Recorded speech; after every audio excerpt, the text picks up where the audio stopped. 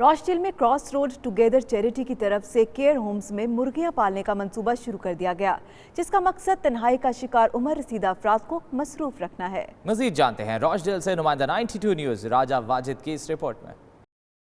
Greater Manchester के town Rochdale में cross road together charity की जानिब से केयर होम्स में रहने वाले वो उम्र रसीदा अफराद को मसरूफ रखने के लिए केयर होम्स में मुर्गियां पालने और उनकी देखभाल का एक मंसूबा शुरू किया है, जिसके खातिर खा नताइज बरामद हुए हैं। ग्रेटर मैनचेस्टर में इस तरह का ये पहला इनफरादी मंसूबा है। We've been placing hens in care homes in Rochdale, so we've worked with 8 care homes to do this.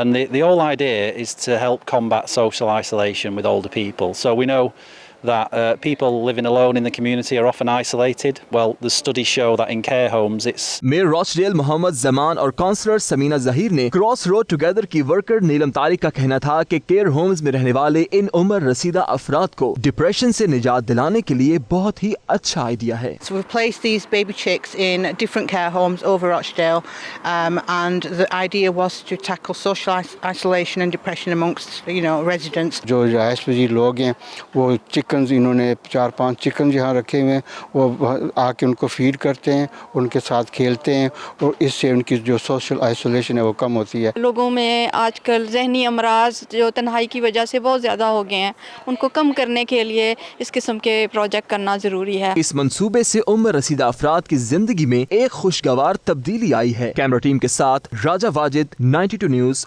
Rochdale.